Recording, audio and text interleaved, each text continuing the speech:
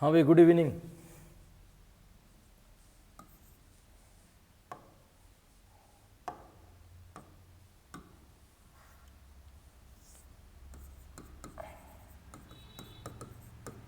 राधे राधे दोस्तों। 2100 प्रश्नों की अपनी सीरीज चल रही थी और 2100 प्रश्नों में कुछ प्रश्नों के हद तक का अपना सफर कर लिया था। 1650 के आसपास के प्रश्न अपन ने पहले वाली क्लास में कर लिए थे। 16 से 51 से लेकर के अब अपन आगे चलेंगे। मुझे पता है कि आपके शिक्षण वीडियो का स्तर जो है ना, आप दिन प्रतिदिन क्या हो रहा, बढ़ता हुआ हो रहा होगा। धीरे धीरे शिक्षण वीडियो में आपका लेवल भी आ रहा होगा। एक चीज़ और बता दो दोस्तों, जैसे ये परीक्षा की डेट आगे निकली है, लगभग सारे बच्चे ना एक बार पढ़ाई करने के लिए थोड़े से गिर गए, मतलब थोड़ी सी उनकी पढ़ाई डाउन हो गई है। बहुत सारे बच्चे ऐसे भी हैं जिन्होंने क्या किया कि कोरोना की वजह से उनको ऐसा लग रहा है कि 20 जून को भी एग्जाम नहीं होगा, तो पढ़ाई की रफ्तार उन्होंने और धीरे कर दी है। ऐसे टाइम पे आपको पढ़ाई की रफ्तार और तेज करने की आवश्यकता है दोस्तों। उन लोगों को यदि कंपटीशन से बाहर फेंकना है ना, तो सबसे बढ़िया तरीका ये हो कि जिन लोगों ने पढ़ाई अभी धीमे कर दी ना, ऐसे में आप अपनी पढ़ाई का लेवल थोड़ा और ऊपर बढ़ा दो, रफ्तार पकड़ लो, ये ना लाइफ बन जाएगी और आराम से ना ये रीट निकल जाएगी बने। लेकिन अभी इस जगह पे यदि आपने पढ़ाई की रफ्तार नहीं पकड़ी ना, तब आपके लिए बहुत कुछ धीरे हो जाएगा दोस्तों। इसीलिए मैंने कहा आपकी पढ़ाई की रफ्तार के लिए तो मैं इतना अस्वस्थ होने के बावजूद भी रोज क्लास लेने के लिए आ रहा हूँ। कारण क्या है कि आपकी पढ़ाई डिस्टर्ब नहीं होनी चाहिए दोस्तों। जब अगर मैं इतना जग सकता हूं तो आप लोग क्यों नहीं कर सकते हो? इतनी तेज पढ़ाई बना दो, इतनी गति बना दो पढ़ाई के अंदर कि जितनी बार रिवीजन करो, कोर्स पूरा हो गया तो रिवीजन करो, अतिरिक्त पढ़ो, जो भी करो, लेकिन पढ़ते रहो, रुको मत। जिसे मतलब पैसे नहीं, बहुत सारे बच्चे जब डेट 25 अप्रैल थी तब तो 10-10 घंटे की पढ़ाई कर रहे थे गुरुजी, और जैसे 25 अप्रैल से 20 जून हुई और पढ़ाई 4 घंटे की हुई। नहीं, ये 10 घंटे कम मत होने दो, इसको कम मत होने दो, अपनी वैल्यू कम मत होने दो। ये रीट होगी, आज नहीं होगी तो कल होगी, 20 जून को नहीं होगी तो 20 अगस्त को होगी, लेकिन रीट होगी, ये तय है। और जब भी होगी तब अपन सीट इसमें से ले लेंगे दोस्तों। इसलिए ध्यान रखना कि पढ़ाई की रफ्तार को क्या करनी है, आपको और बढ़ानी है। पढ़ाई की रफ्तार धीरे नहीं पढ़नी चाहिए। और 2-4 दिन के अंदर मैं कोशिश कर रहा हूं कि बहुत जल्द आपके थ्योरी की क्लासेस भी लगा दी जाएगी। थ्योरी क्लासेस भी आपके लगभग मैं क्या करवा दूंगा, कंप्लीट करवा दूंगा। देखिए आज जो अपनी 36वीं क्लास चलेगी दोस्तों, और 36वीं क्लास का पहला प्रश्न जो है वो रहा ये 1651 प्रश्न है दोस्तों, ये कि आप मानते हैं कि अलग अलग तरह की सामग्री पढ़ने के अवसर मिलने से, ये कह रहा है कि आप मानते हैं कि अलग अलग तरह की सामग्री पढ़ने के अवसर मिलने से व्याकरण सम्मत भाषा लिखने को मिलती है। ये तो कुछ नहीं है ना। किताबों के बारे में जानकारी मिलती है, लेखकों के बारे में जानकारी मिलती है, भाषा के विविध संदर्भों में प्रयोग करने की समझ विकसित होती है। ये क्या पूछ रहा है आपसे, पहले इस चीज को समझिए। ये पूछ रहा है कि आप मानते हैं कि अलग अलग तरह की सामग्री पढ़ने से, मतलब अपनी पाठ्य वस्तु से हट करके भी यदि आप और कोई सामग्री को पढ़ रहे हो और कई नई तरह की सामग्री का यदि आप अध्ययन कर रहे हो, तो उन किताबों को पढ़ने का क्या फायदा है, उनके पढ़ने से व्याकरण सम्मत भाषा लिखने को मिलती है। क्या आप अलग अलग तरह की पुस्तकें पढ़ रहे हो तो आप व्याकरण की संबंधित भाषा लिखने को सीख जाओगे? कभी नहीं सीखोगे दोस्तों, इसका कोई प्रभाव नहीं पड़ेगा। किताबों के बारे में जानकारी मिलेगी। क्या आप अलग अलग तरह की सामग्री इसलिए पढ़ते हो कि किताबों की आपको जानकारी मिले? नहीं। लेखकों के बारे में जानकारी लेने के लिए अपन किताबें नहीं पढ़ते। किताबें क्यों पढ़ रहे हो कि भाषा के विविध संदर्भों में प्रयोग करने की समझ विकसित करने के लिए हम अलग अलग तरह की सामग्री पढ़ते हैं। किस संदर्भ में कैसी सामग्री का प्रयोग किया जाना है, हम उसी सामग्री का प्रयोग करते हैं जो उस संदर्भ में अच्छी हो। तो दोस्तों ये कह रहा है कि आप मानते हैं कि अलग अलग तरह की सामग्री पढ़ने के अवसर मिलने से भाषा को विविध संदर्भों में प्रयोग करने की समझ विकसित हो जाती है। सही उत्तर जो होगा क्या हो जाएगा दोस्तों? डी जो होगा आपका बिल्कुल यहां पे सही उत्तर हो जाएगा। ये नहीं होंगे दोस्तों। ये देखिए अगला प्रश्न, हिंदी में विज्ञान संबंधी पाठों को पढ़ाने का क्या उद्देश्य है? हिंदी के अंतर्गत हिंदी का विषय है, लेकिन उसमें पाठ कौन से पढ़ाए जा रहे हैं? विज्ञान से संबंधित पाठ पढ़ाए जा रहे हैं। तो हिंदी पुस्तक के अंतर्गत विज्ञान संबंधी पाठ पढ़ाने के पीछे क्या उद्देश्य है, क्यों पढ़ाए जा रहे हैं? भाई विज्ञान विषय की गहराई को जानना, विज्ञान के प्रति जिज्ञासा बढ़ाना, विज्ञान के संदर्भ में हिंदी भाषा के प्रयोग को समझना, विज्ञान की भाषा को समझना। दोस्तों देखो, विज्ञान की भाषा को समझने के लिए तो विज्ञान पढ़ा दो, है ना। हिंदी में विज्ञान का पाठ क्यों पढ़ाया जा रहा है? हिंदी विज्ञान विषय की गहराई को जानने के लिए भी विज्ञान के विषय अलग हैं, फिर हिंदी के अंदर विज्ञान क्यों लेकर के आए? विज्ञान के प्रति जिज्ञासा बढ़ाना, ये हल्का फुल्का हो सकता है। ये कह रहा है विज्ञान के संदर्भ में हिंदी भाषा के प्रयोग को समझना, कि विज्ञान विषय में हिंदी भाषा का प्रयोग किस तरीके से किया गया है, इस चीज को समझने के लिए हिंदी विषय में कौन से पाठ को जोड़ा गया है? आपके विज्ञान के संबंधित पाठ को जोड़ा गया है कि विज्ञान की भाषा के अंतर्गत, विज्ञान के अंतर्गत हिंदी भाषा का प्रयोग कैसे किया जाता है।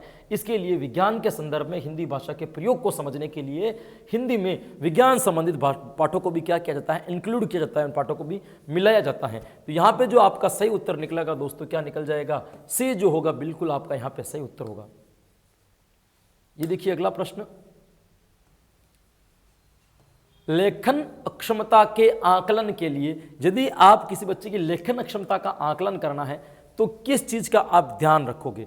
व्याकरण सम्मत भाषा को देखना होगा, अर्थपूर्ण वाक्य और संदर्भों को देखना होगा, लिखावट की सफाई और सुंदरता को जांचना होगा, अभिव्यक्ति विचारों को जानना होगा। ये कह रहा है कि यदि लेखन क्षमता का यदि आपको आकलन करना है, किसी बालक की लिखने की क्षमता कैसी है, इसका यदि आप मूल्यांकन कर रहे हो, जांच कर रहे हो, तो क्या करोगे? व्याकरण सम्मत भाषा को देखना होगा। क्या आप इस चीज़ की जांच करोगे कि हाँ इसने व्याकरण के संबंधी भाषा लिखी हुई है या नहीं लिखी हुई है? दोस्तों ये इतना महत्वपूर्ण भी नहीं है। अर्थपूर्ण वाक्य और संदर्भों को देखना होगा कि जो वाक्य इसने लिखे वो अर्थपूर्ण है नहीं या किस संदर्भ से जुड़े हुए, इस चीज़ की आप जांच करोगे? नहीं।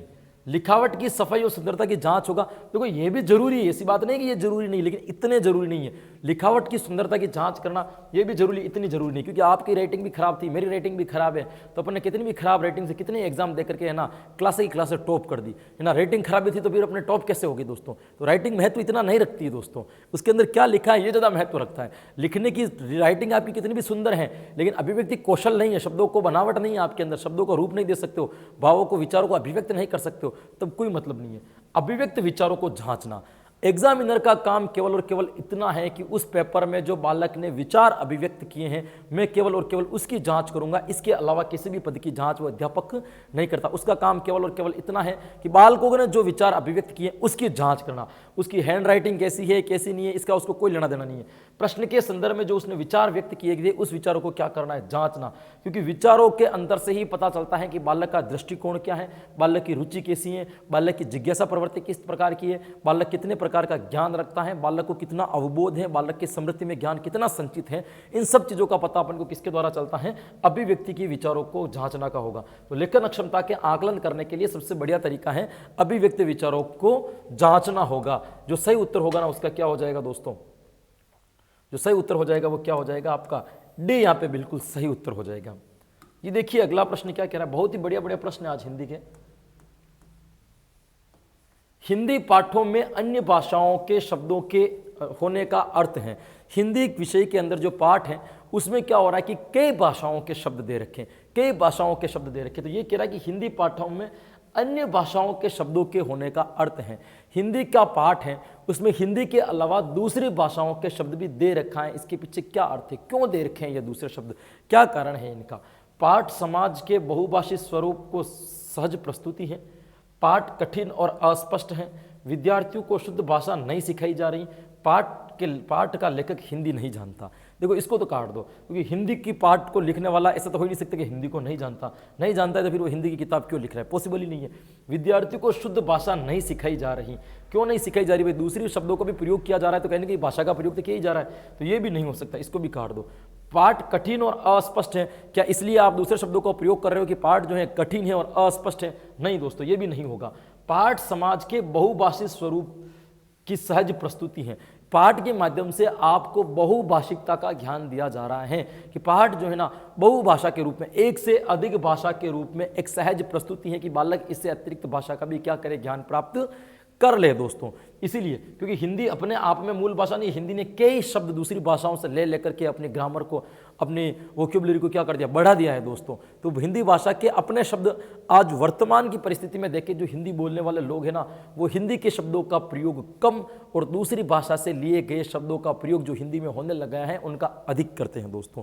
यदि आप भी अपने अंदर झांक करके देखोगे तो कितने लोग ऐसे होंगे जिनको हिंदी विशुद्ध रूप में आती होगी कि सही तरीके से वो हिंदी को पढ़ ले दोस्तों।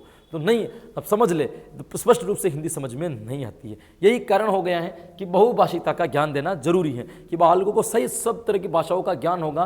तो चाहे मिश्रित भाषा को लेकर के भी कोई पाठ बना होगा तो उसका अर्थ ग्रहण भी बालक आसानी से कर लेगा, उस चीज़ को आराम से समझ देगा। तो यहाँ पे हिंदी पाठों में अन्य भाषा के शब्दों के होने का जो अर्थ है वो क्या है? पाठ में समाज के बहुभाषी स्वरूप की सहज प्रस्तुति है। यहाँ पे जो आपका सही उत्तर हो जाएगा दोस्तों क्या हो जाएगा? ए जो होगा बिल्कुल सही उत्तर होगा। ये लीजिए आपका अगला प्रश्न। अगला प्रश्न क्या कह रहा है कि उच्च प्राथमिक स्तर की पाठ्य पुस्तक में अनुवाद सामग्री रखने का उद्देश्य है। उच्च प्राथमिक अपर प्राइमरी स्कूल के अंतर्गत पाठ्य पुस्तक में अनुवाद सामग्री को रखा गया है कि अनुवाद सामग्री का मतलब इसका अनुवाद इसमें कीजिए। अनुवाद सामग्री के रखने के पीछे क्या उद्देश्य है? उच्च प्राथमिक स्तर पर पाठ्य पुस्तक में अनुवाद सामग्री को क्यों रखा गया है? अनुवाद टाइप का जो रेखांकन है या अनुवाद टाइप के जो प्रश्न है क्यों रखा गया है? क्या उद्देश्य है? प्रचुर हिंदी साहित्य का नहीं होना, इसलिए आपने दे रखा है। मतलब अनुवाद दे रखे होते हैं ना, कठिन शब्दार्थ, आपने पहले वाली जो किताब आती थी उसके अंदर कठिन शब्दार्थ लिखे हुए होते थे आगे, वो क्यों दे रखे हैं? कि प्रचुर हिंदी साहित्य का ज्ञान, हिंदी साहित्य का ना होना, कि हिंदी साहित्य प्रचुर मात्रा में नहीं है इसलिए उसके अनुवाद दे रखे? नहीं। अन्य भाषाओं के साहित्य को हिंदी में पढ़ने का अवसर देना, पूरे देश को पढ़ने का अवसर देना, बहुत ही सामग्री से परिचय कराना, बहुत सी सामग्री से परिचय कराना। अब ये देखो क्या क्या निकल रहा है, प्रचुर हिंदी साहित्य का ना होना, क्या अनुवाद इसलिए दे रहे हो कि प्रचुर मात्रा में हिंदी साहित्य नहीं है? ये तो नहीं होगा।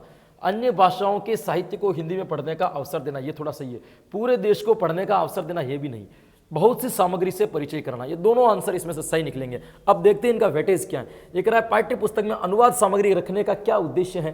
तो ये कह रहा है कि एक तो कह रहा है बहुत सी सामग्री से परिचय कराना, एक से अधिक सामग्री का परिचय कराना। एक कह रहा है अन्य भाषाओं के साहित्य को हिंदी में पढ़ने का अवसर देना। देखो ये ज्यादा महत्वपूर्ण है, क्योंकि अन्य भाषाओं का अर्थ दे रखा है तो उनके साहित्य में हिंदी का पाठ्य कैसा है, अनुवाद दे रखा है, तो इसके पीछे जो होगा वो होगा कि हिंदी में पढ़ने का अवसर देना, इसीलिए दे रखा है। सही। जैसे अंग्रेजी है तो अंग्रेजी के अंतर्गत मान लो हिंदी का दे रखा है, जैसे ए फॉर एप्पल, एप्पल के सामने दे रखा है सेब। अब ये सेब हिंदी में क्यों दे रखा है? वो इसलिए दे रखा है कि अंग्रेजी के साहित्य को आप हिंदी के रूप में भी पढ़ना सीख सको। आपको हिंदी आती है तो आप अंग्रेजी के साहित्य का भी अध्ययन कर सको। तो यहाँ पे जो सही आंसर निकलेगा वो क्या निकल जाएगा? आपका बी वाला आंसर बिल्कुल सही निकल जाएगा कि हिंदी भाषाओं के साहित्य को हिंदी में पढ़ने के अवसर देना। देखिए अगला प्रश्न, यदि आपकी कक्षा में दृष्टिबाधित बच्चे हैं तो आपकी कोई कक्षा है जिसमें मान लीजिए कि एक से अधिक या कुछ बच्चे कैसे हैं, दृष्टिबाधित है, जिनको आंखों से कम दिखता है, ऐसे बच्चे हैं तो आप क्या करोगे? उन्हें पढ़ने का उपयुक्त साधन देंगे, उन्हें सभी बच्चों से अलग गतिविधि देंगे, कम से कम गतिविधि कराएंगे, उन्हें विशेष सहानुभूति से पढ़ाएंगे। दोस्तों सहानुभूति से पढ़ाना एक प्रकार से कॉन्फिडेंस गिराना है, बालक को कमजोर करना है। सहानुभूति के द्वारा कभी भी अध्ययन नहीं कराना चाहिए, सभी बालकों को एक समान अध्ययन कराना चाहिए, ये तो बिल्कुल नहीं हो सकता। कम से कम गतिविधि करवाएंगे, क्यों करवाएंगे कम गतिविधि? उसको दिखता नहीं है इसलिए उसको सामान्य से अलग कर देंगे, ये भी नहीं हो सकता है। उन्हें सभी बच्चों से अलग गतिविधि देंगे, ये देखो ये उन्हें सभी बच्चों से अलग गतिविधि देंगे, बिल्कुल नहीं। क्यों देंगे? जो सारे बच्चों को गतिविधि दे रहे हैं वो भी इनसे देंगे, केवल देख ही तो नहीं सक रहे हैं। उन्हें पढ़ने का उपयुक्त साधन देंगे, ये बिल्कुल सही है कि जो दृष्टिबाधित जो बच्चे हैं जो देख नहीं सकते उनको वो बिना देखे कौन सी चीज़ को पढ़ सकते हैं। सामग्री जो होती है, साधन होती है, जैसे वो अक्षर आते हैं हाथ पे घुमा घुमा करके महसूस कर लेते हैं कि ये बी लिखा हुआ है, ये सी लिखा हुआ है, वो क्या है? इनकी सामग्री है। ऐसी विविध प्रकार की सामग्री उन दृष्टिबाधित बालकों को उपलब्ध करवाएंगे जिससे वो अपने अध्ययन को आराम से रख सके। ये तीनों प्रकार की गतिविधि नहीं करेंगे जिसमें बालक के अंदर हीन भावना या अपने आप को कमजोर महसूस करने लग जाता है, इन तीनों कारणों की वजह से। इसलिए जो सही उत्तर जो निकलेगा दोस्तों क्या निकलेगा? आपका ए जो होगा बिल्कुल सही आंसर आ जाएगा यहां पे। ये लीजिए अगला प्रश्न देखिए, पढ़ना सीखना, ये क्या कह रहा है? पढ़ना सीखने के लिए आवश्यक है कि पढ़ना सीखना है आपको, तो इसमें से क्या चीज ज्यादा आवश्यक है? पढ़ना सीखने के लिए क्या आवश्यक है? घर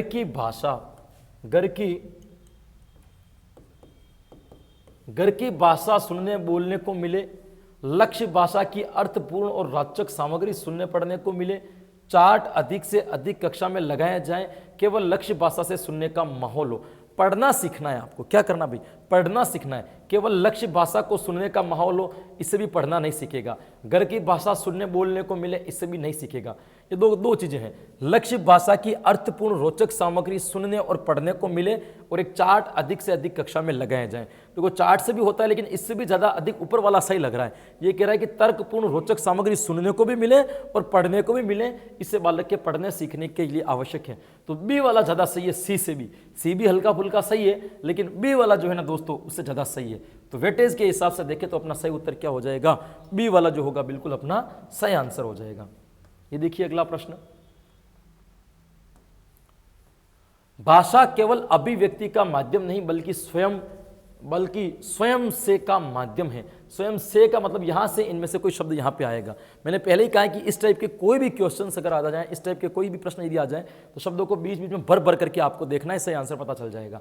भाषा केवल अभिव्यक्ति का माध्यम नहीं बल्कि स्वयं से पढ़ने का माध्यम है, नहीं जम रहा है। भाषा केवल अभिव्यक्ति का माध्यम नहीं बल्कि स्वयं से बातचीत का माध्यम है, ये थोड़ा बहुत सही लग रहा है। भाषा केवल अभिव्यक्ति का माध्यम नहीं बल्कि स्वयं से सुनने का माध्यम है। स्वयं से सुनने का माध्यम है नहीं, भाषा केवल अभिव्यक्ति का माध्यम नहीं बल्कि स्वयं से लिखने का माध्यम है नहीं। तो ये पढ़ने, सुनने और लिखने जैसे शब्द इस सेंटेंस के अंदर जम भी नहीं रहे। और वास्तविकता में सही शब्द भी क्या आएगा यहाँ पे, बातचीत आएगा कि भाषा केवल अभिव्यक्ति का माध्यम नहीं है बल्कि इस भाषा के द्वारा आप अपने आप से भी क्या कर सकते हो दोस्तों, बातचीत कर सकते हो। खुद के साथ में जो बातचीत करते हो वो भी किसके द्वारा करते हो, आप इस भाषा के द्वारा करते हो।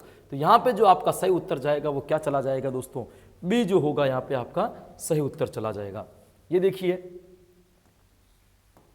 लड़के होकर रोते हो, सही क्या है भाई, लड़के होकर रोते हो यह कथन, लड़के होकर रोते हो यह कथन भाषा को अध्यापकों की दृष्टि से पढ़ने को बाध्य करता है, भाषा को जेंडर की दृष्टि से पढ़ने को बाध्य करता है, भाषा को व्याकरण की दृष्टि से पढ़ने को बाध्य करता है, भाषा को बच्चों की दृष्टि से पढ़ने को बाध्य करता है। ये कह रहा है लड़के होकर रोते हो, ये सेंटेंस अध्यापक को पढ़ना है, ये किस रूप में उसको बाध्य कर रहा है कि नहीं ये नहीं पढ़ना चाहिए, पढ़ना चाहिए दोस्तों। भाषा को बच्चों की दृष्टि से पढ़ने को बाध्य करता है, कोई भाषा की बात नहीं दोस्तों, लड़के की बात की जा रही है, ये वाला तो इसके अंदर नहीं होगा। भाषा को व्याकरण की दृष्टि से पढ़ने को बाध्य करता है, बिल्कुल व्याकरण सही लगी हुई है, कोई दिक्कत नहीं है।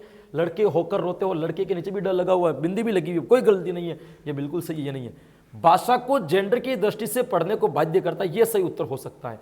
दूसरा कह रहे हैं भाषा को अध्यापक की दृष्टि से पढ़ने को बाध्य करता है, नहीं, अध्यापक की दृष्टि से क्या बाध्य करता है, कोई बाध्य नहीं करता है। भाषा को जेंडर की दृष्टि से पढ़ने को बाध्य करता है, इसमें इसलिए बाध्य कर रहा है कि जेंडर की दृष्टि से गलत है। इनमें क्या हो रहा है, लड़के होकर रोते हो मतलब लड़के रोने नहीं चाहिए, कि क्यों नहीं रोने चाहिए भाई, लड़की रो सकते हैं ना, तो लड़के होकर रोते हैं यह कथन भाषा की जेंडर की दृष्टि से पढ़ने को बाध्य करता है, क्योंकि लड़के नहीं रोते क्या भाई, ऐसा तो काम ही नहीं भाई, केवल लड़कियों को कह रखा है, रोने की जो जिम्मेदारी है किसको दे रखी है भाई, लड़कियों को दे रखी है ना। हाँ, इसलिए लड़के, हाँ ये बात अलग है दोस्तों, इसके पीछे मनोवैज्ञानिक कारण है, क्योंकि लड़कियों के जो रोने के जो संवेग होते हैं वो कम नियंत्रित होते हैं, वो उनसे इतने नियंत्रित नहीं होते, इसलिए वो क्या करते हैं भाई, जल्दी रो जाते हैं। लेकिन पुरुष जो होते हैं ना, उनका क्या होता है, संवेगों पे नियंत्रण थोड़ा सा अधिक होता है, इसकी वजह से उनको रोना क्या होता है, मुश्किल से आते हैं। लेकिन रोना बहुत सारे लोग ऐसा बहाना भी बनाते हैं, आपने सुना होगा ऐसे लड़के कहते कि लड़कियां जो होते हैं बाहर से रोती हैं, ये लड़के जो होते हैं ना वो अंदर ही अंदर रोते हैं। भाई अंदर ही अंदर रोना कुछ नहीं होता है, मनोविज्ञान को पढ़ो थोड़ा बहुत है ना, अंदर अंदर कैसे रोएंगे, घुटते हो अंदर अंदर। तो रोना तो एक प्रतिक्रिया है, एक प्रक्रिया है, और रोने की जब प्रक्रिया करोगे तो इसका स्वाभाविक कारण है कि आंख से आंसू आएंगे,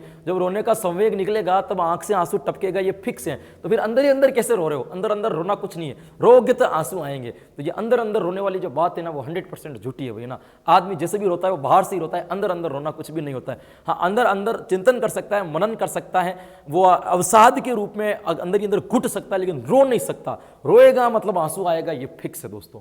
तो ये लड़के होकर रोते हो यह कथन भाषा को जेंडर की दृष्टि से पढ़ने को बाध्य करता है। मैंने कह रखा है ना, आपके जीवन में जितनी भी घटनाएं घटती है ना, प्रत्येक घटना के पीछे मनोवैज्ञानिक कारण है कि ये क्यों होता है और जीवन में और क्यों नहीं होता है दोस्तों। इसके पीछे भी आपको, लोग रात में सोते हैं और दिन में जगते हैं, इसके पीछे भी मनोवैज्ञानिक कारण है कि वो दिन में क्यों नहीं सोते और रात में भी तो जग सकते हैं। क्या कारण है इसके पीछे, मेरा हर चीज के पीछे क्या है, आपका मनोवैज्ञानिक कारण है दोस्तों। इसीलिए मनोविज्ञान को पढ़ना, मनोविज्ञान के लिए किताब आती है, बहुत सारे पूछे, AK सिंह करके एक राइटर है दोस्तों, AK सिंह की पुस्तक है ना थोड़ी ढंग की मानी जाती है। अरुण कुमार सिंह के नाम की एक पुस्तक आती है जिसने बहुत सारी पुस्तकें लिख रखी है, 7 से 8 पुस्तकें उसने मार्केट में लिख रखी हैं।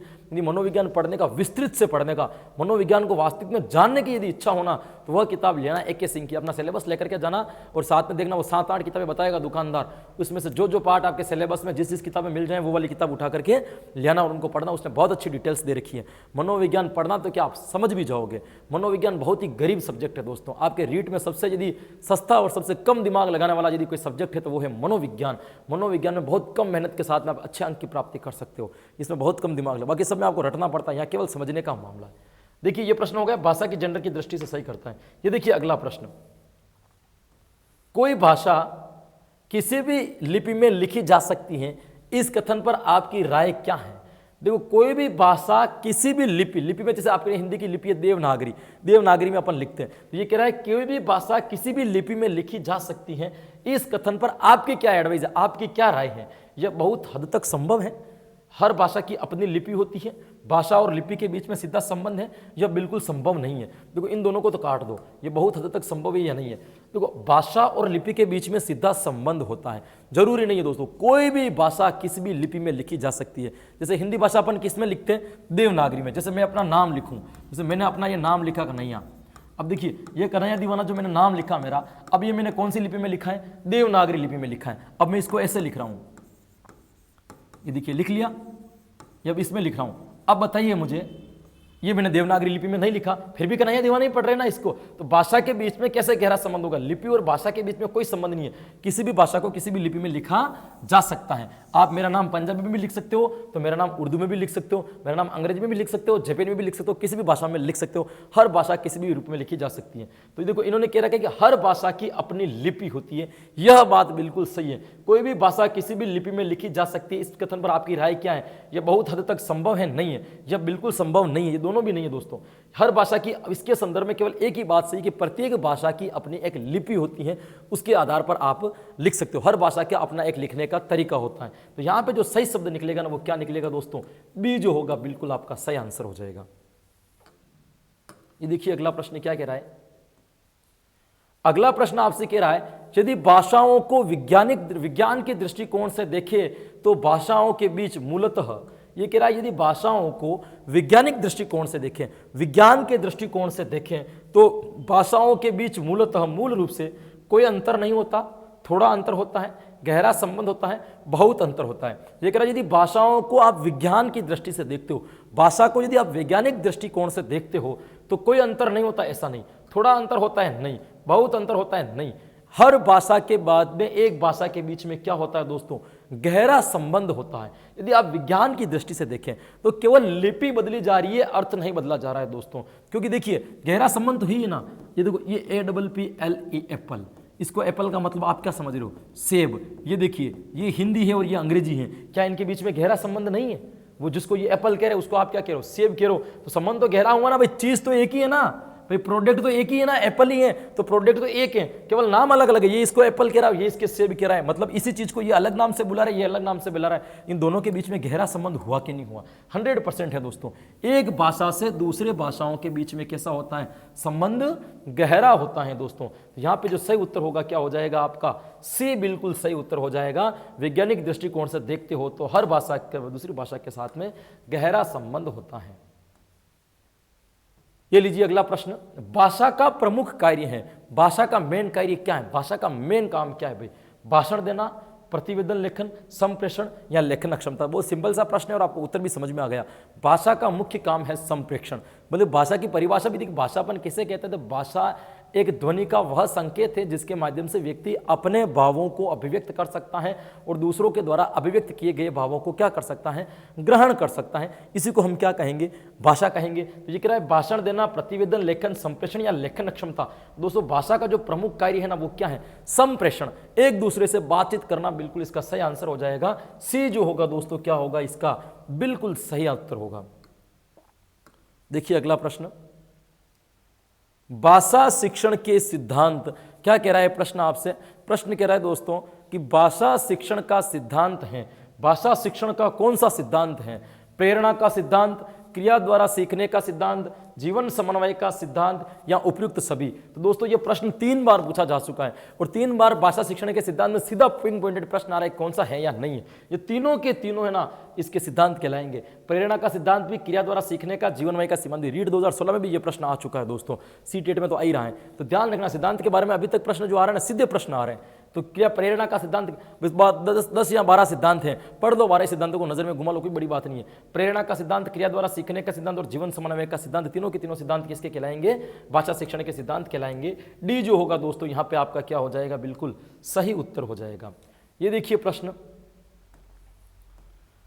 भाषा की पाठ्य पुस्तक में एक पाठ एकांकी के रूप में है, तो आप मान लीजिए भाषा की कोई पाठ्य पुस्तक है, उसमें एक पाठ किस रूप में? एकांकी के रूप में एक पाठ है, तो आप क्या करोगे? एकांकी में आए पात्रों के संवाद याद करवाएंगे शिक्षार्थियों। एकांकी तो समझते हो ना दोस्तों, एक प्रकार की जिसमें एक नाटक टाइप का होता है, जिसमें अलग अलग पात्र होते हैं और वो कहानी लिखी हुई होती है। एकांकी में आए पात्रों का संवाद याद करवाएंगे शिक्षार्थियों से। एकांकी पढ़वाने के बाद उसका मंचन करवाएंगे। एकांकी मुख्य संवाद लिखे जाएंगे। एकांकी का मुख्य संवाद लिखवाओगे, लिखाएंगे नहीं, लिखवाएंगे है ना। यहां पे क्या होगा आपका? लिखवाएंगे,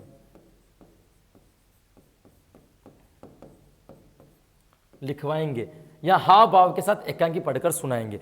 अब देखिए आपकी किताब में एक पाठ आ गया एकांकी, तो दो हाव भाव के साथ एकांकी पढ़ करके सुनाएंगे। आप सभी पात्रों का रोल यदि आप ही करोगे तो वो पाठ इतना समझ में नहीं आएगा, चाहे कितने भी हाव भाव कर लो, इसको तो काट लो। एकांकी का मुख्य संवाद लिखवाओगे, लिखवाने से एकांकी समझ में आ जाएगी क्या? नहीं आएगी। फिर ये कह रहा है कि एकांकी में आए पात्रों का संवाद याद करवाएंगे। अरे संवाद याद क्यों करेंगे? इतने पात्र आए कि इसने क्या क्या किया, सबके संवाद थोड़ी करेंगे। उसको पढ़ाने का सबसे बढ़िया तरीका क्या है? शिक्षार्थियों से एकांकी पढ़वाने के बाद उसका मंचन करवाना। क्या करवाना भाई? उसका नाटक करवा देना। एकांकी पढ़वा दो और पढ़वाने के बाद में उस एकांकी का वापस से क्या करवा दो, कक्षा के अंदर या उसका मंचन करवा दो, उसका अभिनय करवा दो, कक्षा अभिनय विधि के द्वारा उसका मंचन करवा दो। मंचन करवाने से क्या होगा? वह कंसेप्ट बच्चों का क्लियर हो जाएगा। आपने देखा होगा, आपने ये इस माध्यम से बहुत सारी कक्षा, इस दूसरी कोई शिक्षण विधि का प्रयोग करा न करे, इसके सारे अध्यापक करते थे। अलग अलग पात्र वाले पाठ आते थे जिसमें एक एक को अलग अलग पात्र के लड़कों को खड़ा कर देते थे, जिसका जो लाइन पात्र आती थी, जैसे ये लक्ष्मी हो गई, वो सीता है, ये राम है, ये रावण है, जिसका जो पात्र की जो लाइन आती थी वो क्या करते थे? बोलते थे। इसका प्रयोग सब करते थे। तो भाषा एकांकी पढ़ाने का यह तरीका है। यहाँ पे जो सही उत्तर निकलेगा वो क्या निकल जाएगा दोस्तों? बी आपका बिल्कुल सही आंसर हो जाएगा।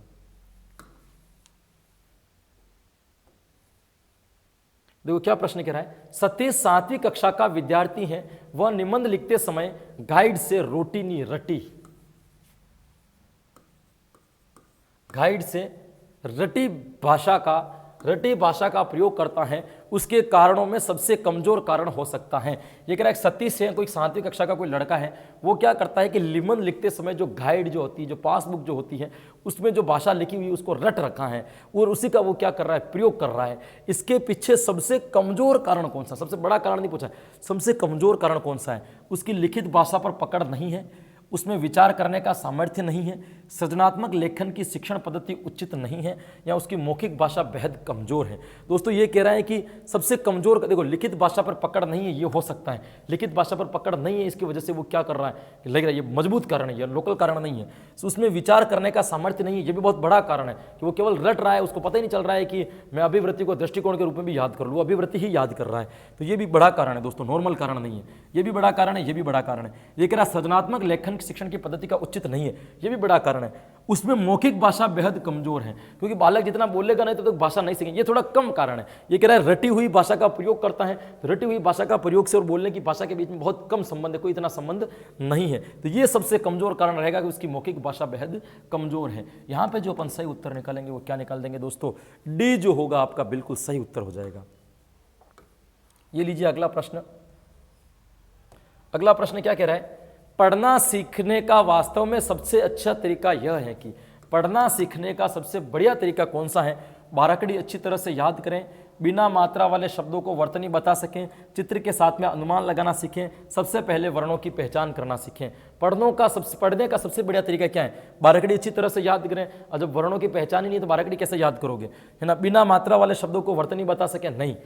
चित्र के साथ अनुमान लगाकर सीखें, नहीं। सबसे बढ़िया तरीका है सबसे पहले वर्णों की पहचान करना सीख जाओ कि कौन से वर्ण को कैसे समझा जाता है, कैसे कौन से वर्ण को कैसे लिखा जाता है, ये समझ जाओ। उसके बाद में पढ़ना आप आराम से सीख जाओगे। यहाँ पे भी जो सही उत्तर होगा वो क्या हो जाएगा? आपका डी जो होगा बिल्कुल सही उत्तर हो जाएगा दोस्तों। और ये लीजिए आपका अगला प्रश्न। अगला प्रश्न क्या कह रहा है? भाषा के कौशलों, सुनना, बोलना, पढ़ना, लिखना, भाषा के जो कौशल हैं, सुनना, बोलना, पढ़ने, लिखने का विकास किस कक्षा तक पूर्ण हो जाना चाहिए? ये देखो उस रीट में आया हुआ प्रश्न है। मैं इस प्रश्न का बिल्कुल भी समर्थन नहीं करता, ये प्रश्न भी पूरा का पूरा गलत है, लेकिन आया हुआ प्रश्न है इसलिए मैं आपको बता रहा हूँ। ये कह रहा है कि भाषा के कौशलों का सुनना, बोलना, पढ़ना, लिखना किस कक्षा तक पूर्ण हो जाना चाहिए? दोस्तों किस स्तर तक पूर्ण हो जाना चाहिए? तब इसका मैं सही उत्तर दे दूंगा प्राथमिक स्तर तक। प्राथमिक स्तर तक चारों कौशलों का क्या हो जाना चाहिए? विकास हो जाना चाहिए। लेकिन इसने कक्षा तक पूछ लिया है ना, फिर इन्होंने क्या किया? 2, 3, 4, 5 की जगह पे कक्षा 3 को इन्होंने क्या कर दिया? सही मान लिया। क्योंकि कक्षा 3 को यूं सही मान लिया क्योंकि पढ़ना, लिखना, सुनना, बोलना इसलिए आना चाहिए कि देखो जो अनिवार्य विषय जो है वो तीसरी क्लास से प्रारंभ हो जाते हैं। जैसे पर्यावरण जैसी सब्जेक्ट जो है ना बच्चों के तीसरी कक्षा से जुड़ जाती है। पर्यावरण की यदि पुस्तक जोड़ दी गई है तो पर्यावरण की पुस्तक को तभी पढ़ पाएगा जब उस बालक को सुनना, बोलना, पढ़ना, लिखना आता होगा। इसलिए इसका सही उत्तर क्या माना गया था? कक्षा 3 माना गया था। बाकी वास्तविकता में है ना प्राथमिक स्तर पर कभी कक्षा 4, एक बार यही प्रश्न दूसरी टेट में आया था तब कक्षा 4 को सही माना था, कक्षा 3 को सही नहीं माना था। लेकिन अपने रीट में जो माना था किसको सही माना था? कक्षा 3 को सही माना था दोस्तों। बी जो होगा यहां पे क्या हो जाएगा? आपका सही उत्तर हो जाएगा।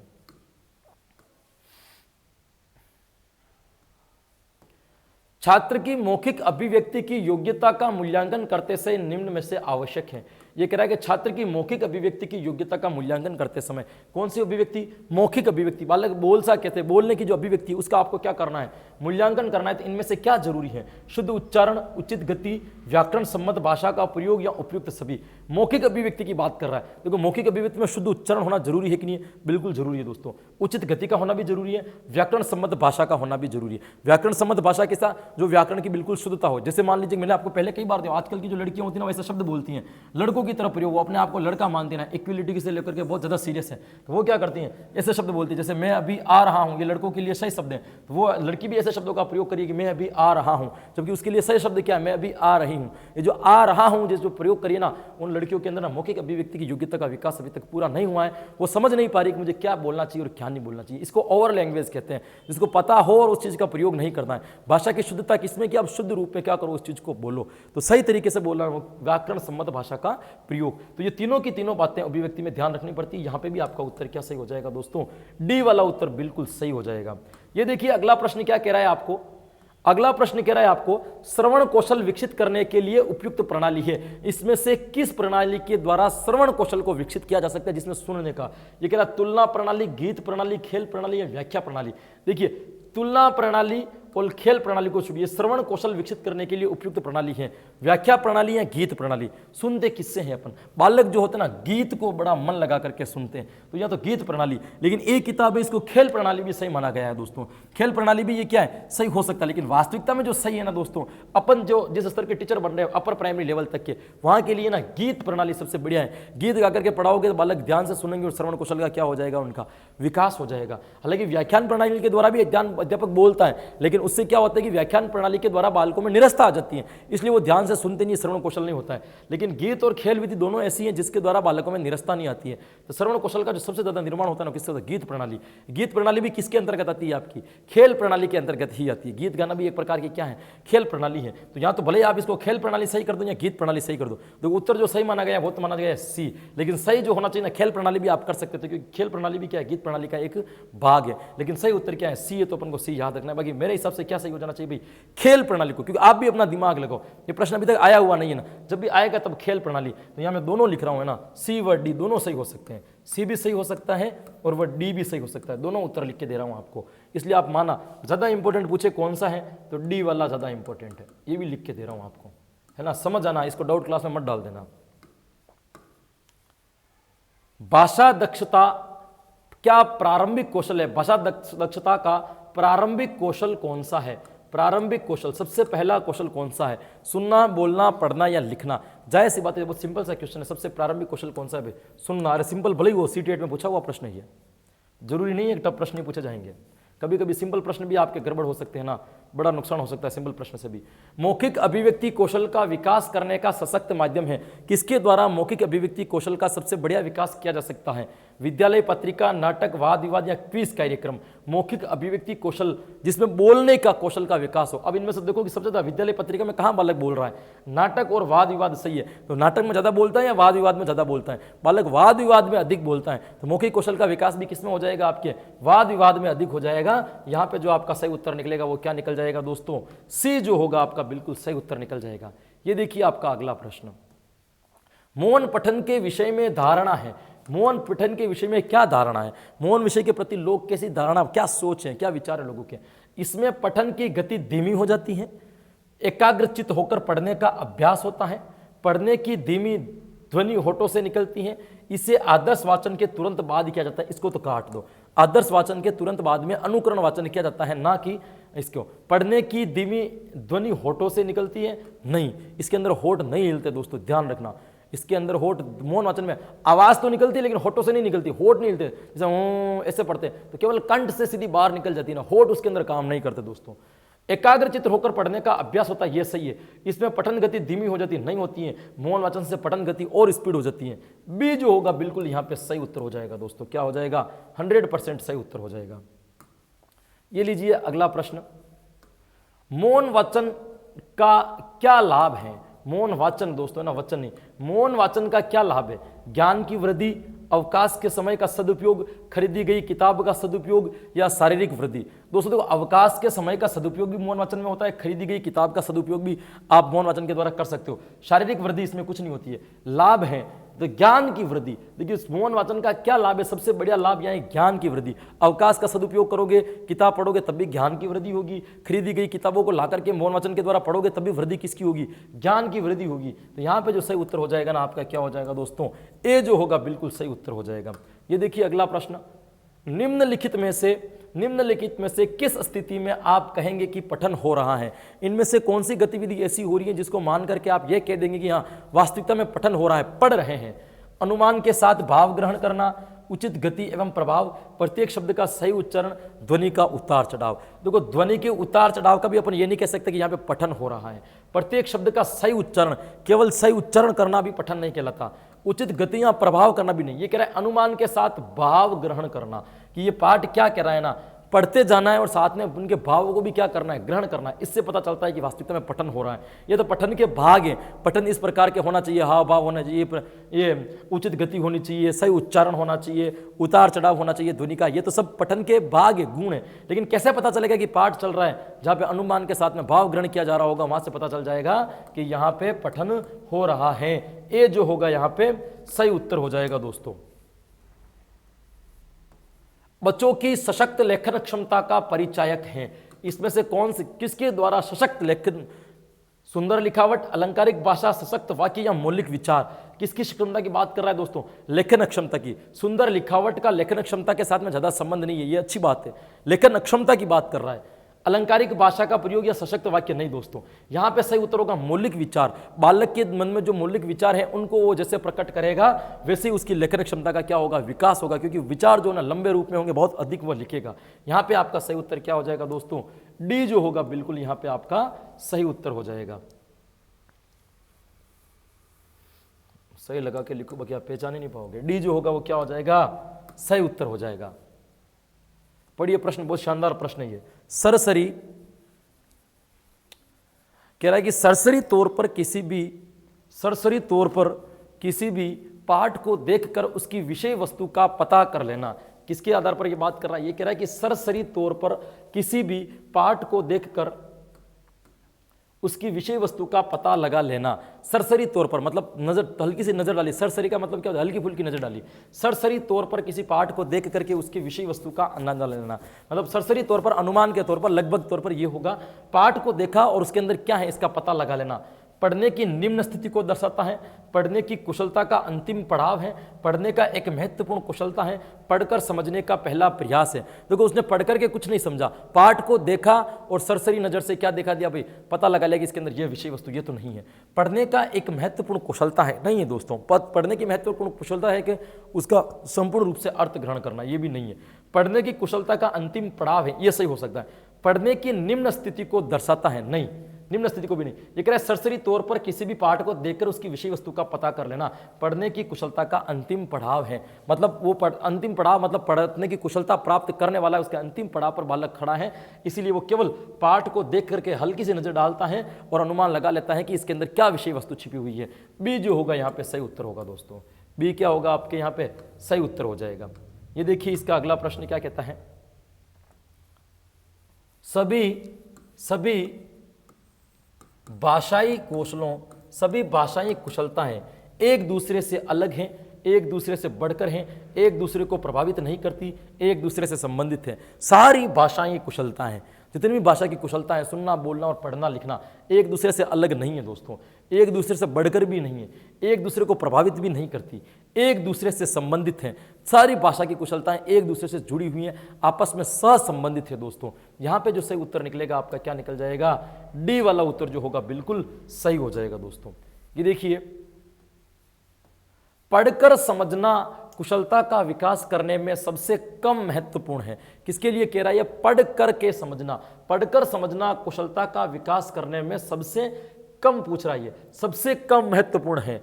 कहानी पर आधारित व्याकरण को समझना, कहानी को अपनी भाषा में कहलवाना, कहानी पर आधारित प्रश्न बनवाना, कहानी का अंत बदलवा देना। यह कह रहा है कि पढ़कर समझना कुशलता का विकास करने में सबसे कम महत्वपूर्ण क्या है। कहानी पर देखो, कहानी का अंत बदलवा देना, ये भी क्या है, महत्वपूर्ण है कहानी के संदर्भ में, बिल्कुल पढ़कर समझना। अगर आपने समझी होगी तो अंत क्या करोगे, एंड चेंजिंग कर दोगे। कहानी पर आधारित प्रश्न बनवाना, आपको कह दे कर कहानी के आधार पर प्रश्न बनाओ, तभी बना सकते हो जब आपने कहानी समझ रखी होगी। कहानी को अपनी भाषा में कहलवाना, बिल्कुल समझ पर आधारित है। कहानी पर आधारित व्याकरण समझना, बिल्कुल नहीं, कहानी पर कभी व्याकरण नहीं समझाई जा सकती दोस्तों। कहानी का अलग, वहां कल्पना शक्ति का विकास होता है। गद्य शिक्षण में व्याकरण आती है, कहानी में कभी व्याकरण को साथ साथ में नहीं दिया जाता। व्याकरण के कहानी शिक्षण के अपने अलग रूल्स है, इसीलिए गद्य शिक्षण के हट करके कहानी शिक्षण को अलग से पढ़ा जाता है। कहानी शिक्षण का अपना एक अलग स्थान है। तो अगर आप पढ़कर समझना कुशलता का विकास करने में सबसे कम महत्वपूर्ण है, तो सबसे कम महत्वपूर्ण यही है, कहानी पर आधारित व्याकरण को समझाना। ये जो होगा यहां पे आपका क्या हो जाएगा दोस्तों, बिल्कुल सही उत्तर हो जाएगा। ये रिकॉर्ड आ गया भाई वापिस। पोर्टफोलियो रिकॉर्ड, पोर्टफोलियो बच्चों की क्रमित प्रगति की जानकारी देता है, बच्चों की हर प्रकार की प्रगति का पूर्ण लेखा जोखा है, बच्चों के अभिभावकों को पूर्ण जानकारी देता है, बच्चों के आकलन का सबसे सरल तरीका है। सबसे सरल तरीका तो नहीं है दोस्तों, ये गुणात्मक प्रविधि, बहुत समय लगता है इसमें। बच्चों के अभिभावक को पूर्ण जानकारी देता है, नहीं। बच्चों को हर प्रकार की प्रगति का पूर्ण लेखा, हर प्रकार की प्रगति का लेखा संचित अभिलेख इसके अंदर नहीं। बच्चों के क्रमित प्रगति की जानकारी देता है। मैंने कहा ना, भाषा के अंतर क्रमित प्रगति की रिकॉर्ड की जानकारी किसके द्वारा दी जाती है, वो पोर्टफोलियो रिकॉर्ड के द्वारा रखी जाती है, जिसमें भाषा अधिगम के बारे में जाने। तो पोर्टफोलियो रिकॉर्ड, इसके लिए सही आंसर जो होगा बच्चों की क्रमित प्रगति की जानकारी देता है। इस प्रश्न को अपने कल परसों की क्लास में भी एक बार सोल्व किया था, परसों वाले सेशन में। देखिए, 8वीं कक्षा में बच्चों की भाषा आकलन के लिए आप किसे सबसे कम महत्वपूर्ण मानते हैं? ये वापस यहाँ पे सबसे कम महत्वपूर्ण की बात कर रहा है दोस्तों। लेकिन 8वीं कक्षा में बच्चों की भाषा आकलन के लिए, 8वीं कक्षा के बच्चों की भाषा का आपको मूल्यांकन लेना है, भाषा का आपको क्या करना है दोस्तों, आकलन करना है। इसमें आप सबसे कम इंपॉर्टेंस किसको देंगे, सबसे कम महत्वपूर्ण क्या है? किसी कहानी को नाटक में रूपांतरित करना, भाषा का आकलन करना है, साहित्य समारोह का आयोजन करना, लिखित परीक्षाओं का आयोजन करना, किसी विषय पर अपने विचार प्रकट करने के लिए कहना। ये कह रहा है कि 8वीं कक्षा में बच्चों की भाषा आकलन के लिए सबसे कम महत्वपूर्ण कौन सा है? देखो, लिखित परीक्षा के द्वारा भी भाषा आकलन होता है, बिल्कुल सही है, लिखेगा तो होगा। किसी विषय पर अपने विचार प्रकट करना, बोलेगा तो भाषा का आकलन हो जाएगा। किसी कहानी को नाटक में रूपांतरित करना या साहित्य समारोह का आयोजन करना, इन दोनों में से अपन को एक उत्तर सही निकालना, ये दोनों तो नहीं होगा। ये कह रहा है किसी कहानी को नाटक में रूपांतरित करना, किसी कहानी को नाटक में रूपांतरित करना, इससे भाषा का पता चलेगा, या साहित्य समारोह का आयोजन करना। दोस्तों, साहित्य समारोह का आयोजन करोगे तो वहां भी बालक क्या करेगा, साहित्यिक शब्दों को बोलेगा, कुछ न कुछ अभिव्यक्ति देगा, तो भाषा के कौशलों का पता चल जाएगा। ये किसी कहानी को नाटक में रूपांतरित कर देना, ये कम महत्वपूर्ण है। ये जो होगा यहाँ पे सही उत्तर हो जाएगा।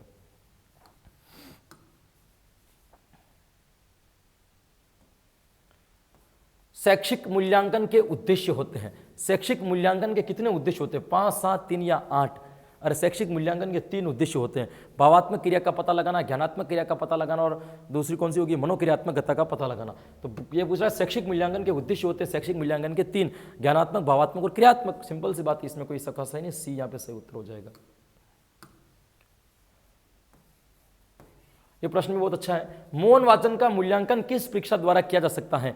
इनमें से किसके द्वारा आप मौन वाचन परीक्षा का क्या कर सकते हो दोस्तों, मूल्यांकन कर सकते हो? तो ये पूछ रहा है मौन वाचन का मूल्यांकन किस परीक्षा के द्वारा किया जा सकता है? पूर्ति परीक्षा, सत्य असत्य परीक्षा, बहुविकल्पी परीक्षा, उपयुक्त सभी परीक्षा। मौन वाचन आपने किया है, उसका मूल्यांकन आप किससे कर सकते हो? अरे दोस्तों, भले मौन वाचन कर लो, सस्वर वाचन कर लो, अनुकरण वाचन कर लो, द्रुत वाचन कर लो, कोई सा भी वाचन कर लो, परीक्षा तो एक ही रूप में होती है। तो भले मौन वाचन की भी पूर्ति परीक्षा हो सकती है ना, सस्वर वाचन की भी हो सकती है, सत्य असत्य की भी हो सकती है, बहुविकल्प की भी हो सकती है। लेकिन हाँ, मौन वाचन तब किया जाता है जब गंभीर अध्ययन करना हो, जब किसी चीज को समझना होना, तब मौन वाचन किया जाता है। बालक पूर्ति परीक्षा तभी दे सकता है जब उसने किसी चीज को समझ रखी होगी। सत्य असत्य तभी बचा सकता है जब उसने चीज को समझ रखा होगा। बहुविकल्पी ऑब्जेक्टिव में से किसी एक ऑप्शन को तभी चूज कर सकता है जब उसने चीज को समझ रखा होगा। इसलिए मौन वाचन मूल्यांकन में किस परीक्षा द्वारा? तो सभी के द्वारा, उपयुक्त सभी के द्वारा मौन वाचन की परीक्षाएं ली जा सकती हैं। क्योंकि आप भी रीट की तैयारी कर रहे हो ना, आपके लिए उपयुक्त वाचन कौन सा है यदि पूछा जाए मुझसे, तो मैं एक शिक्षण वीडियो के टीचर होने के नाते आपको यही बात कहूंगा कि आपके लिए जो सबसे उपयुक्त वाचन है ना, वो है मौन वाचन। क्योंकि उसके द्वारा आप गहन अध्ययन करोगे, गहन अध्ययन से ज्ञान की प्राप्ति अधिक होगी, और आपकी जो बहुविकल्पी परीक्षा में जो प्रश्न आएंगे उनको भी आप सोल्व आसानी से कर दोगे। यहां पे जो आपका सही उत्तर निकलेगा, क्या निकल जाएगा दोस्तों? डी जो होगा बिल्कुल सही उत्तर हो जाएगा। ये देखिए अगला प्रश्न क्या कह रहा है। अगला प्रश्न कह रहा है उच्च प्राथमिक स्तर पर लेखन क्षमता का आकलन करते समय आप किस बिंदु को सर्वाधिक महत्व देंगे? कौन से स्तर पर पूछ रहा है ये? अपर प्राइमरी लेवल पर पूछ रहा है कि उच्च प्राथमिक स्तर पर लेखन क्षमता का आकलन करते समय आप किस बिंदु को सर्वाधिक, लेखन क्षमता का आकलन करना है उच्च प्राथमिक स्तर पर, तो सबसे महत्वपूर्ण किसे मानेंगे? वर्तनीगत शुद्धता, विचारों की मौलिकता, तत्सम शब्दावली या मिश्रित वाक्य की संरचना।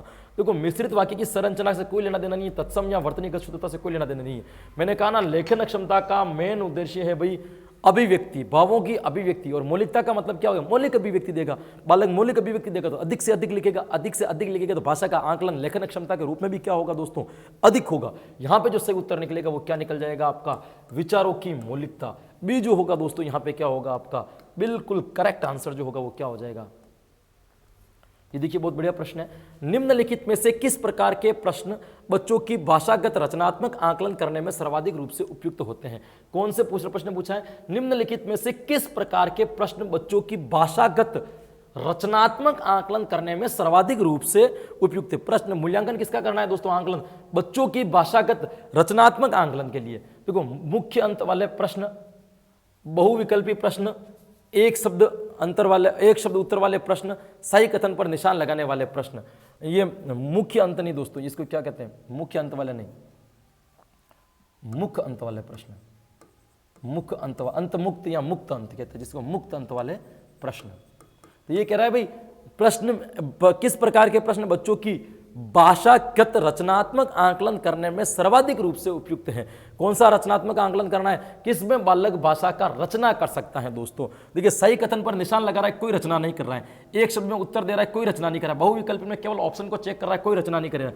मुख्य अंत वाले प्रश्न का मतलब क्या होता है? वह प्रश्न जिसमें आप अपने विचारों को खुल करके अभिव्यक्ति दे सकते हो उसे अपन मुख्य अंत या अंत मुक्त वाले प्रश्न कहते हैं। तो अंत मुक्त वाले प्रश्नों के अंदर बालक रचनात्मक भाषा का आकलन करने के लिए सर्वश्रेष्ठ तरीका होगा, तो वो कौन सा हो जाएगा? आपके मुक्त अंत वाला। ये प्रश्न मैंने आपको बता रखे हैं, मुक्त अंत किसके कहते हैं, बंद अंत किसको कहते हैं, और मापन मूल्यांकन पढ़ेंगे तब इसे मैं और गहराई से बता दूंगा आपको।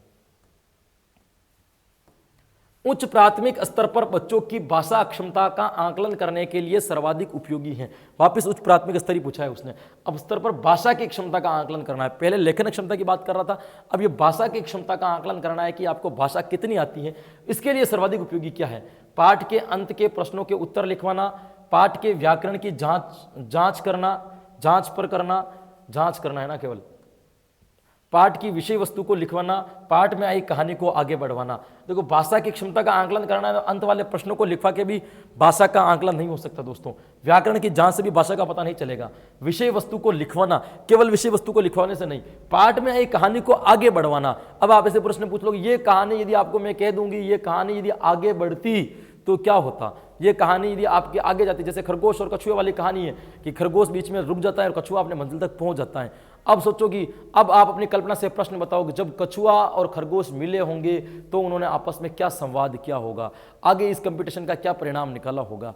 तो ये क्या होगा? कहानी आपको आगे बढ़ाने के लिए कह दी ना, अब आप क्या करोगे? भाषा क्षमता के आधार पर बोल करके बताओगे कि सर ये होगा, या लिख करके बताओगे। तो भाषा का क्या करोगे? आप अभिव्यक्ति अधिक करोगे। तो सही उत्तर हो जाएगा डी वाला। इसके अंदर क्या हो जाएगा भाई? डी वाला उत्तर बिल्कुल सही हो जाएगा। यदि तुम्हें डलिया भरकर आम दे दिए जाए तो तुम क्या करोगे? इस प्रश्न का उद्देश्य है। आपने एक प्रश्न, डलिया का मतलब है कोई बर्तन टाइप का ऐसा होता है ना। ये कह रहा है यदि तुम्हें डलिया भरकर आम दे दिए जाए, एक डलिया भर करके आपको आम दे दिए जाए तो आप उन आमों का क्या करोगे? ये प्रश्न पूछने के पीछे क्या उद्देश्य है? बच्चों की मौखिक परीक्षा लेना, बच्चों को गणित की ओर प्रवृत्त करना, बच्चों के नए शब्दों से परिचित कराना, बच्चों के अनुभव और चिंतन का स्थान देना। देखो मौखिक परीक्षा लेना भी नहीं दोस्तों, मौखिक परीक्षा लेना एक इसका भाग हो सकता है। ये दोनों तो काट दो, ये दोनों नहीं है। गणित की ओर प्रवृत्त करना या बच्चों के नए शब्दों से परिचित कराना बिल्कुल नहीं, ये दोनों सही है। बच्चों की मौखिक परीक्षा के अंतर्गत भी ये प्रश्न आप पूछ सकते हो, लेकिन बच्चों के अनुभव और चिंतन का स्थान लेना। आप क्या करोगे? तो बालक जो इसका उत्तर देगा ना, किसके आधार पर देगा? अनुभव के आधार पर देगा, या चिंतन करके देगा कि मैं इसके क्या करूंगा, सोच करके उत्तर देगा। तो चिंतन और अनुभव लेने का स्थान देना, डी जो होगा इसके अंदर बिल्कुल सही आंसर। बहुत बढ़िया प्रश्न है दोस्तों ये देखिए अगला प्रश्न, प्राथमिक स्तर पर भाषा का आकलन करने में सर्वाधिक सहायक है। इसमें से कौन सी बात है जो प्राथमिक स्तर के लिए उपयोगी? नाटक, मंचन, वीडियोग्राफी, लिखित परीक्षा या पोर्टफोलियो रिकॉर्ड। ये प्राथमिक स्तर पर भाषा का आकलन करने का सबसे बढ़िया तरीका है नाटक एवं मंचन। बालकों को नाटक कराइए, बालकों को मंचन कराइए। नाटक और मंचन के द्वारा बालक क्या करेंगे कि भाषा का प्रयोग करेंगे और भाषा सीख जाएंगे और पता भी चल जाएगी भाषा को क्या आती है और क्या नहीं आती है। अभिनय प्रणाली प्राथमिक स्तर पर सबसे बढ़िया मानी गई है, नाटक मंचन उसी का एक भाग है दोस्तों। ये देखिए अगला प्रश्न,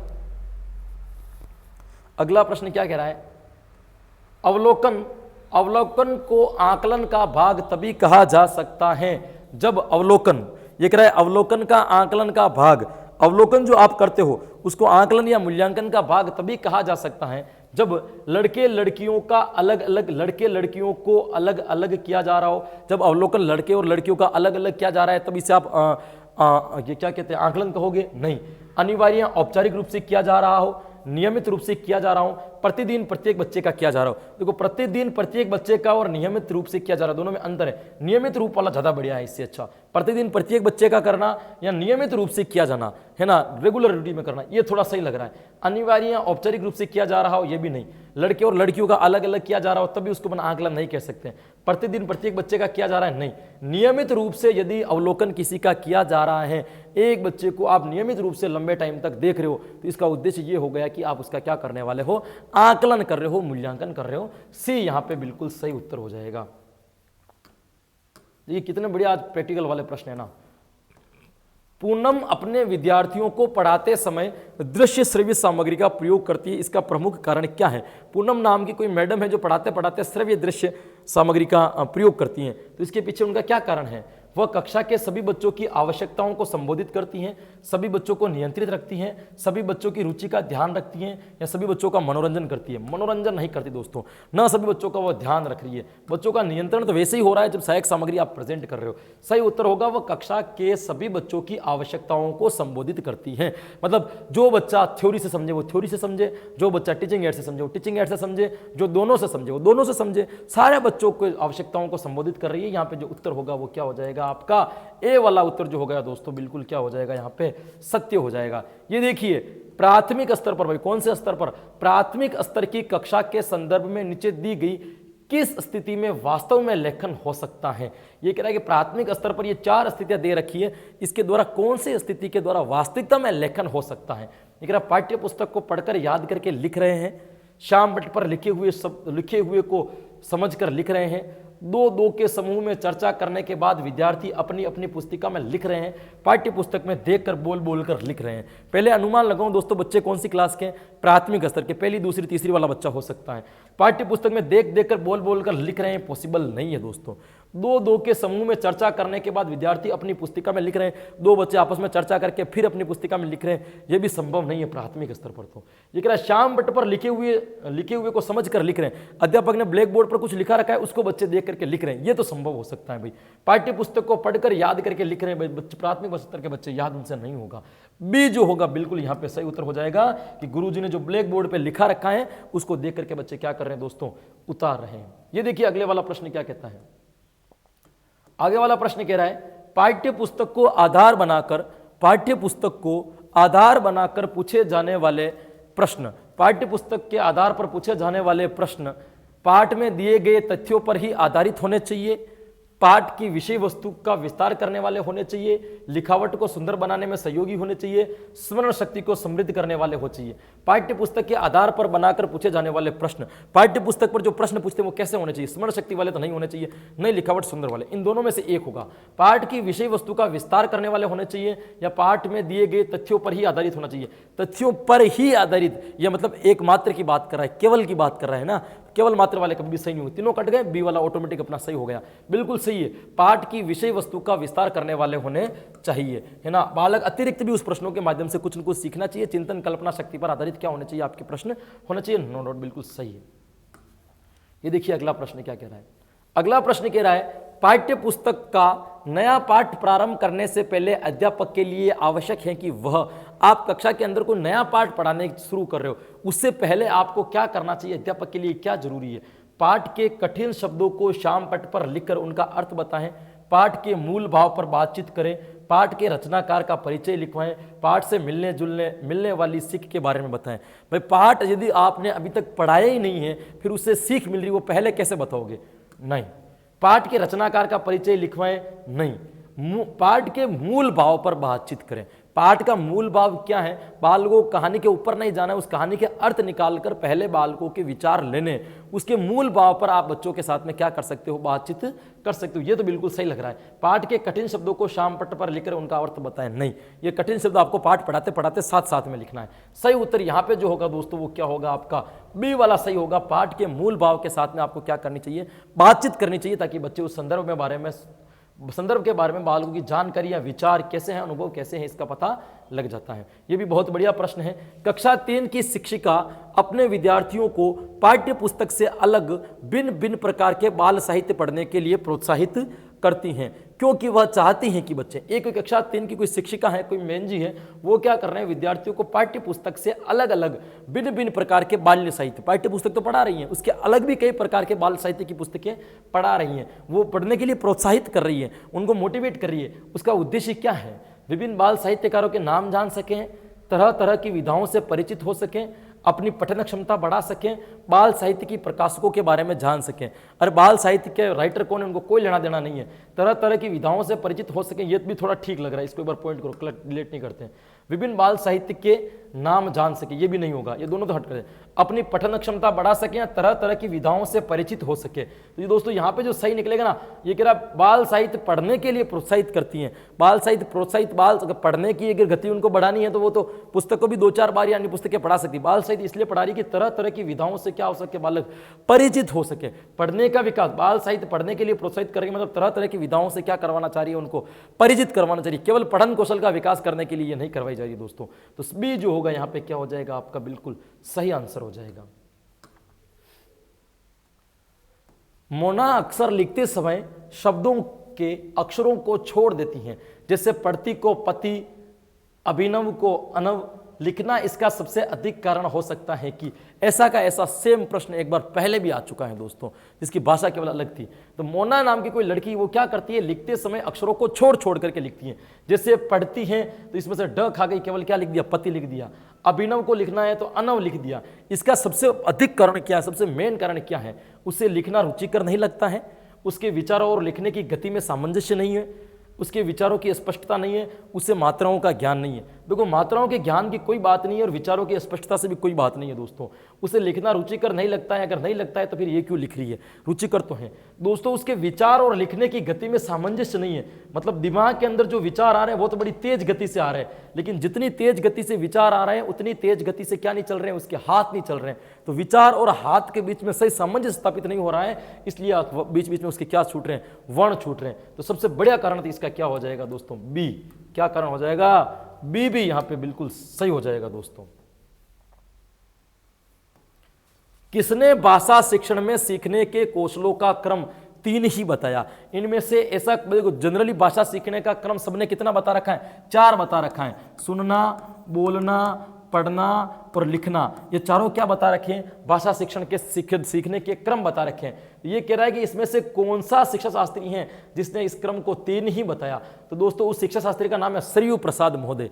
सरयू प्रसाद महोदय ने क्या किया कि भाषा के जो कौशल के जो क्रम है, कौशल तो उन्होंने भी 4 बताया कि कौशल तो 4 होते हैं, लेकिन कौशलों को सीखने का क्रम 3 ही होता है।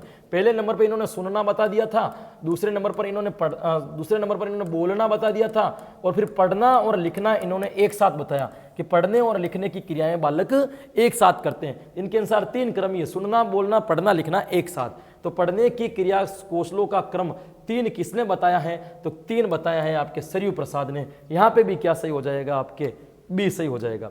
ये लीजिए, ये कह रहा है कि भाषा की द्वयात्मकता कहलाती है। भाषा की द्वयात्मकता कहलाती है, भाषा अर्थपूर्ण होती है, भाषा ध्वनिपूर्ण होती है, भाषा अर्थ व ध्वनिपूर्ण होती है, उपयुक्त सभी। देखो हर भाषा का एक द्वयात्मकता का रूप होता है। द्वयात्मकता का रूप क्या कहलाता है कि ये द्वयात्मकता का रूप कहता है कि प्रत्येक भाषा 2 रूप में बनी हुई होती है। जैसे पहली तो होती है, वह होती है अर्थ के रूप में, और दूसरे वाला जो शब्द होता है वह होता है दोस्तों आपके ध्वनि के रूप में।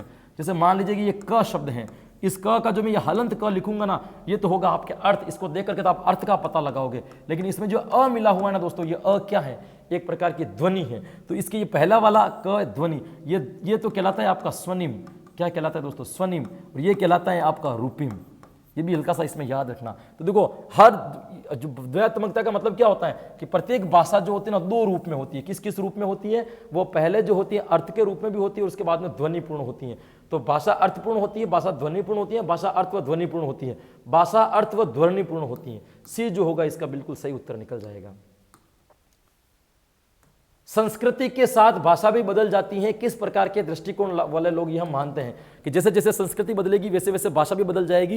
ये किस प्रकार की संस्कृति को? सामाजिक दृष्टिकोण वाले लोग तो ये मानते हैं कि समाज में पूरे बातचीत करने के लिए कुछ संकेत थे, संकेतों को ध्वनि और वर्ण में बदल करके भाषा बना दिया। सांस्कृतिक दृष्टिकोण वाले ही मानते हैं कि संस्कृति के साथ जैसे जैसे संस्कृति बदली वैसे वैसे भाषा बदली। मनोवैज्ञानिक दृष्टिकोण अलग है इसका। भौतिक दृष्टिकोण वाले, मनोवैज्ञानिक दृष्टिकोण कुछ नहीं है। मनोविज्ञान ऐसे मानती है कि नहीं, भाषा का जो उत्पन्न हुआ ना वो विज्ञान से हुआ है।